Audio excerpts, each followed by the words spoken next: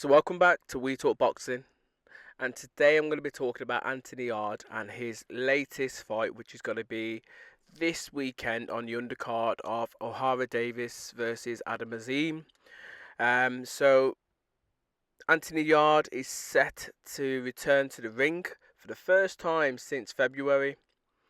Now, his opponent, not going to sit here and try and make up a load of BS, but I don't know who he is, not heard of him before. But he is an 17-0 Raf Vikans. Currently, obviously, got one defeat to his name. As I mentioned about a second ago, 17-1 with 7 KOs to his name. He's a 30-year-old Latvian and is currently ranked in the WBA top 15. He's number 14 currently. That's his only rankings that he has to date. But in terms of Rafs, I should say. Again, in his last 5 fights, he's only lost once. He lost in 2023 June against a Jacob Banks, which was a 10-round unanimous decision loss. So that's his only loss on his record, and that came last year. Now, in terms of his last few opponents, I'm just having a look now on BoxRec in terms of some of his opposition. I don't know any of these names on his record currently today. Obviously, some of you guys may know who he is. You may have seen him fight, but I don't know who this guy is. But again, he's ranked in the top 15 in the WBA. Hopefully, they won't give out rankings for no particular reason. So he's got to have some decent pedigree. As I said, he has won 17 of his 18 fights. So he is used to winning, but his KO percentage isn't great. He's only got 7 KOs in those 17 wins. So his record kind of suggests that he's not a big puncher. Now, how long Rafs will last against Anthony Yarde, I think that's all going to be down to Anthony Yarde himself, isn't it?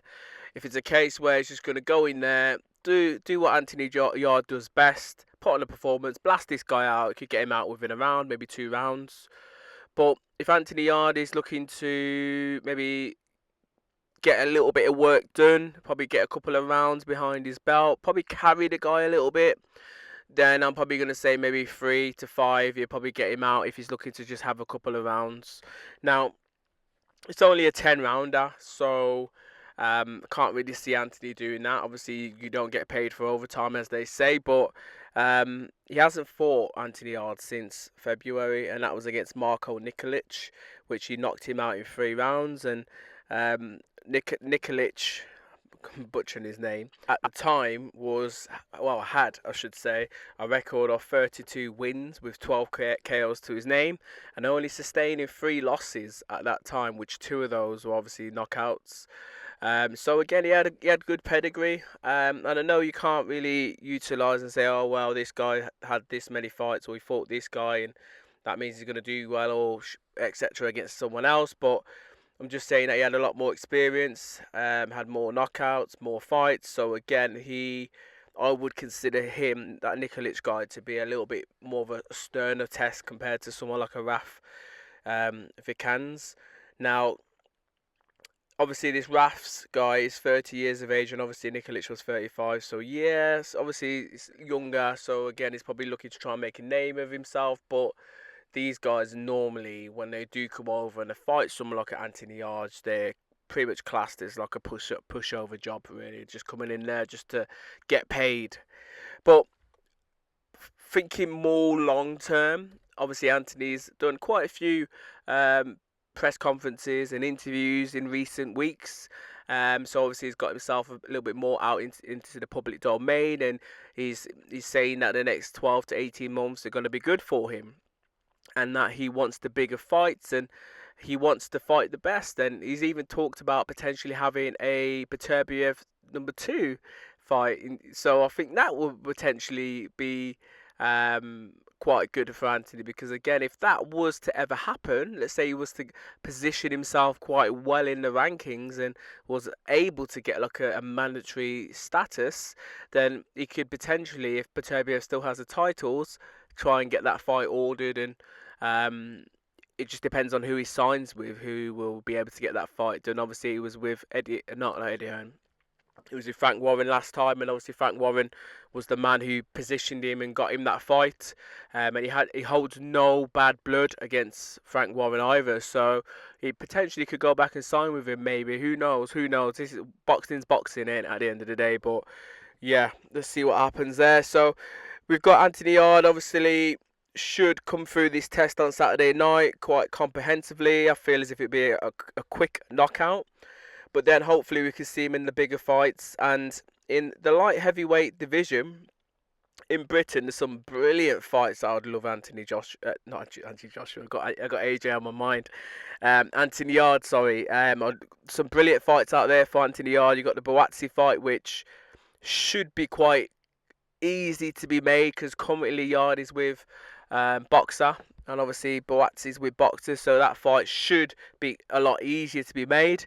Buatsi is currently ranked nicely as well in the governing bodies as well for Joshua Buatsi, so again that should be a fight where he should maybe try and go after. If he can't entice someone like a Buatsi into the ring, could he maybe go off against, try and get someone like a Callum Smith into the ring as well. Something that is interesting, by the way, which I didn't realise was happening. You've got Dan Azeez. He's fighting on the same card this weekend as well. So I'm not sure how many fights recently Dan Azeez has had. I'm just gonna have a look on BoxRec now. But again, could that be a fight? Now, to my knowledge, currently I don't feel as if Yarde and Dan Azeez have been in the ring with each other, so could that be a potential fight for both of these guys? I know they haven't fought. Obviously, Dan Azeez has got 1 draw, 1 loss. So in his last 5 fights, Dan Azeez, he's won 3, lost 1, drew 1. He drew his last fight to a guy called something Sepp. That was in June this year, and obviously now on this bill he's fighting someone called Lewis Edmondson, which a lot of people are rating highly. This Edmondson guy, I've not seen him box at the minute, but they're saying that this guy's a good prospect, so this could potentially be a tough fight for Dan Azeez. But hopefully, if Dan Azeez could come through, and again, that's going to put him in up there for the bigger and better fights. But these are my thoughts. You guys let me know your thoughts in regards to Anthony Yarde, obviously potentially returning to the ring this weekend. And who would you like him to potentially go in there with again, maybe in the next 12 to 18 months? Would you like him to fight against Joshua Buatsi, Dmitry Bivol, Beterbiev if he could get that rematch, or someone like a Dan Azeez or a Callum Smith?